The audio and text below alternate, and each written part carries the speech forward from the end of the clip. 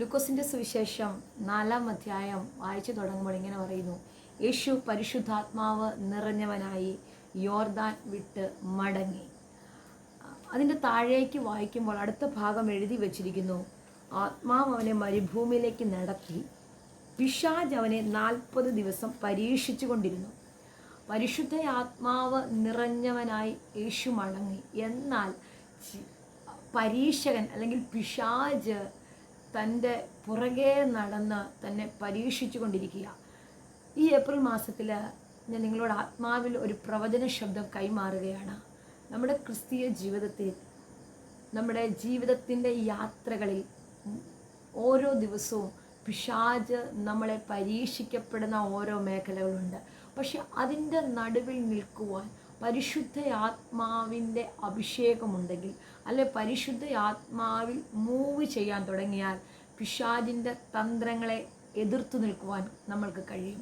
ഈ ദൂത് കേൾക്കുമ്പോൾ നിങ്ങൾ ആത്മാവിൽ പ്രാർത്ഥിക്കുക, പരിശുദ്ധ ആത്മാവിനാൽ മൂവ് ചെയ്യുവാൻ.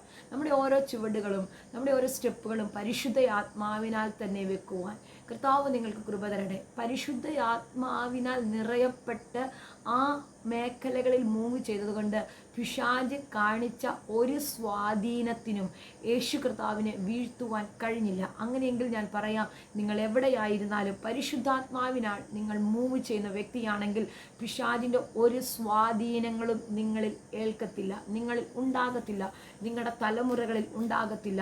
പരിശുദ്ധ ആത്മാവിനെ നമ്മുടെ കുഞ്ഞുങ്ങളിൽ വാരുവാൻ നമ്മുടെ മാതാപിതാക്കൾ ദിവസങ്ങളിൽ പ്രാർത്ഥിക്കുക. പരിശുദ്ധ ആത്മാവ് നിറഞ്ഞവരായി അവർ ഏത് രാജ്യത്തിൻ്റെ ഏതറ്റത്ത് പോയാലും ഹല്ലേലൂയ അവരെ അവിടെ പരിപാലിക്കുവാൻ, പിശാച് കൊണ്ടുവരുന്ന സ്വാധീനങ്ങളിൽ നിന്ന്, അങ്ങനെയുള്ള പദ്ധതികളിൽ നിന്ന്, എല്ലാ മേഖലകളിൽ നിന്നും പരിശുദ്ധ ആത്മാവ് അവരെ കൺട്രോൾ ചെയ്യും, അവരെ നടത്തും, അവിടെ നിന്ന് വിട്ടു നിൽക്കുവാൻ കൃപ തരും.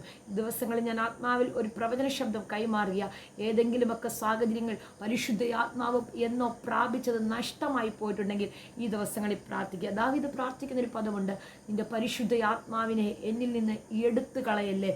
ജീവിതത്തിൽ വേറെ എന്ത് നഷ്ടപ്പെട്ടാലും നമുക്ക് ഹല്ലേലൂയ പരിശുദ്ധ ആത്മാവ് ഒരിക്കലും നഷ്ടമാകാതിരിക്കട്ടെ.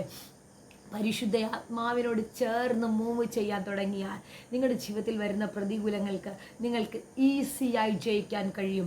ഒരു പ്രശ്നം വരുമ്പോൾ, ഒരു പ്രതികൂലം വരുമ്പോൾ, ഒരു പ്രതിസന്ധി വരുമ്പോൾ പിശാച് നിൻ്റെ മുന്നിൽ എന്തെങ്കിലുമൊക്കെ ലോകത്തിൻ്റെ മോഹങ്ങൾ കൊണ്ടുവന്ന് നിൻ്റെ വിശ്വാസ ജീവിതത്തെ തകർക്കുവാൻ നോക്കുമ്പോൾ, നിൻ്റെ വിശ്വാസത്തെ, ക്രിസ്തുവിലുള്ള ആഴത്തിലുള്ള വിശ്വാസത്തെ, ക്രിസ്തുവിലുള്ള സ്നേഹത്തിൽ നിന്ന് നിന്നെ മാറ്റുവാൻ ശ്രമിക്കുമ്പോൾ പരിശുദ്ധ ആത്മാവ് അവിടെ നിനക്ക് തുണ നിൽക്കും, നിന്നെ കൺട്രോൾ ചെയ്യും, നിങ്ങളെ വഴി നടത്തും.